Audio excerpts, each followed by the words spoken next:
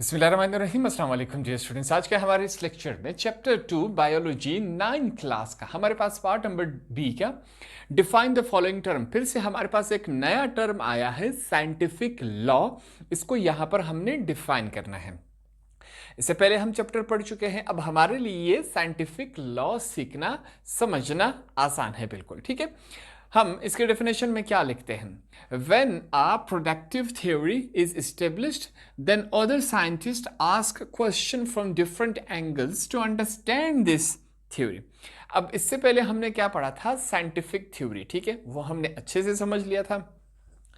अब कहता है कि अगर आपके पास एक अच्छी साइंटिफिक थ्योरी आ जाए तो उस पर दूसरे साइंटिस्ट बैठकर उस साइंटिस्ट से क्वेश्चन करते हैं जिसने साइंटिफिक थ्योरी अपनी बनाई थी, जो कि बहुत सारे स्टेप्स से गुजरकर साइंटिफिक एक थ्योरी बनी थी। अब उस साइंटिस्ट को दूसरे साइंटिस्ट बिठाकर उससे क्वेश्चन करते हैं उस साइंटिफिक थ्योरी के बारे में। मुख्तलिफ एंगल से वो क्वेश्चन करते हैं कि अगर ये ऐसा है तो ऐसा क्यों है, अगर ये ऐसा है तो ऐसा क्यों है। अब ये क्वेश्चंस वो क्यों करते हैं? ताकि जो बकाया साइंटिस्ट है वो समझ सके, इस थ्योरी को अच्छे अंदाज से समझ सके। इंसान क्वेश्चन क्यों करता है? ताकि जो चीज़ है जिसके बारे में वो पढ़ रहा है, समझ रहा है, वो उसको अच्छे से और बेहतर अंदाज से समझ सके। तो इस वजह से उस साइंटिफिक थ्योरी पे बकाया साइंटिस्ट क्वेश्चंस करते हैं मुख्तलिफ एंगल से। क्यों करते हैं? ताकि वो इस थ्योरी को अच्छे से समझ सकें। They also formulate other hypotheses to confirm this theory.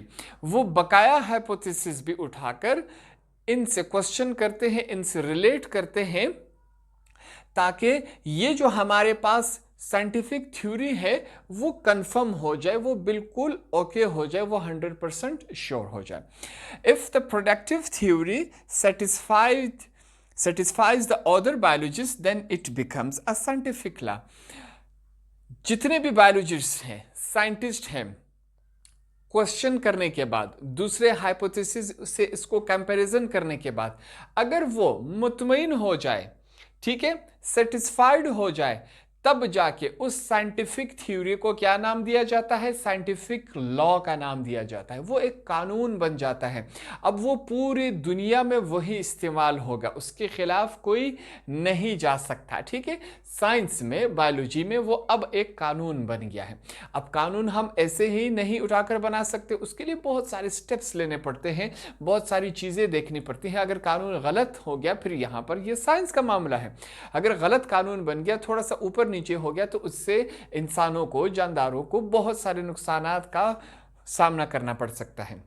तो इस वजह से यहां पर साइंटिस्ट बहुत सारे क्वेश्चंस करने के बाद, दूसरे हाइपोथेसिस से इसको कंपेयर करने के बाद, जब वो सेटिस्फाइड हो जाए, मुतमईन हो जाए, तब जाके उस साइंटिफिक थ्योरी को जो साइंटिस्ट ने दी थी उसको क्या नाम देते हैं? Scientific law. अब ये पूरी दुनिया में एक ही जैसा, जब जैसे ही इन्होंने पास किया, जिस शक्ल में पास किया, उसी शक्ल में वो अप्लाई होगा, ठीक है।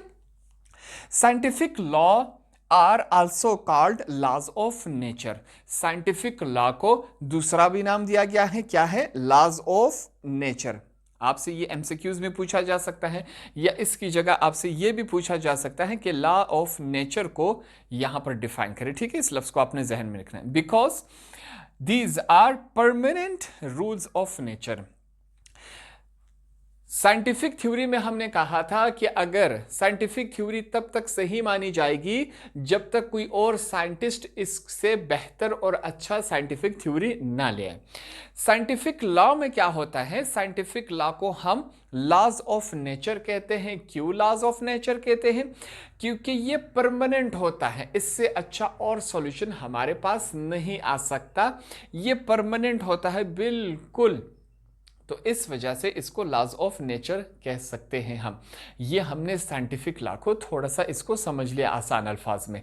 होप आपको ये समझ आ गया होगा।